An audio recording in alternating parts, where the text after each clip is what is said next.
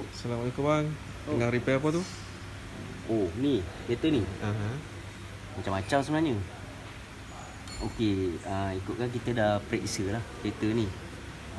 Banyaklah kerosakan dia yang major. So jadi sekejap lagi kita tunjukkan apa sebenarnya yang rosak dalam dekat kereta ni. Kemudian kita tunjuk satu-satu lah bagaimana kita nak check.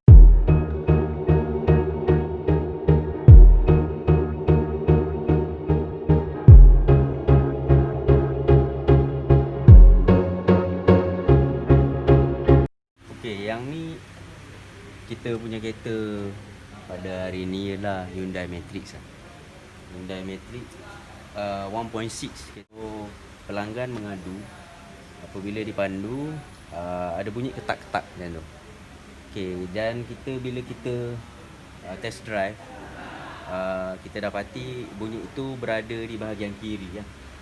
Okey, untuk pengetahuan kat sini ada satu arang lah. Nanti dalam proses akhir kita tunjuklah benda tu pasang semula. Dekat Hyundai Matrix. Jadi maknanya dah buka ni dia punya panel kita ni. dia ni dah buka lah, panel dah buka, dah boleh keluar exhaust sebelah.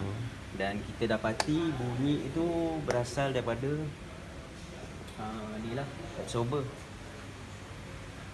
Ini dah relaikan lah. Exhaust lah. Macam tu lah, exhaust ni dah haus lah.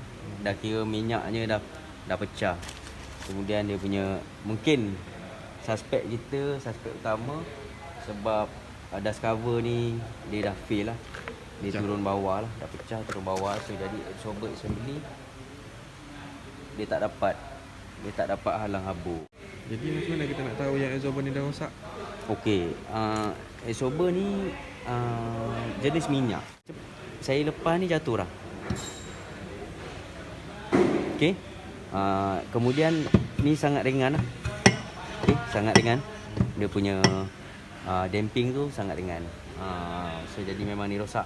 Dan kemudian bagaimana nak tahu pula bunyi yang ketak-ketak tu daripada sini? Okey, logiknya apabila spring ni dipasang,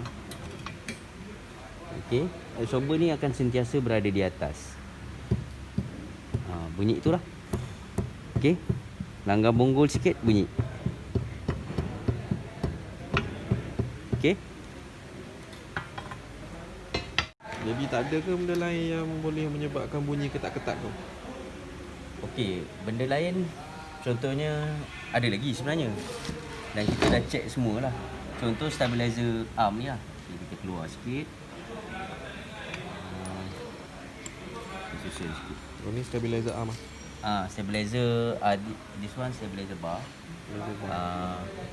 Ini adalah drop link dia. Okey. Nak cerita dia kat mana nanti kita bagi tahu masa kita dah pasang lah.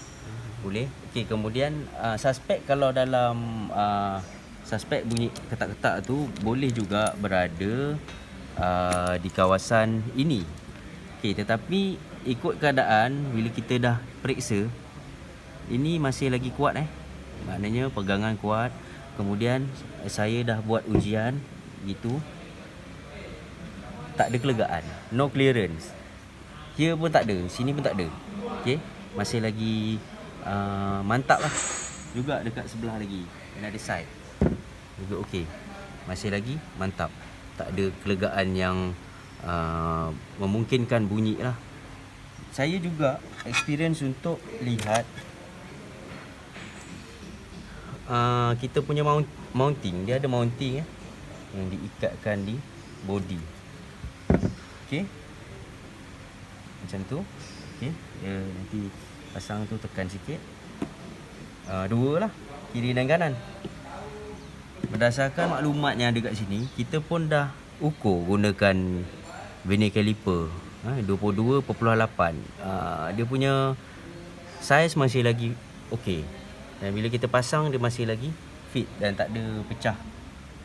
So dia punya fizikal baik lagi. Sini pun boleh menyumbang juga. Okey, sekarang ni kita dah buat pemeriksaan ball joint lah. ball joint yang ada dekat steering rack. Okay, steering rack tu panjang sampai daripada kanan ke kiri lah, mana dia akan dipasangkan kepada knuckle ni lah.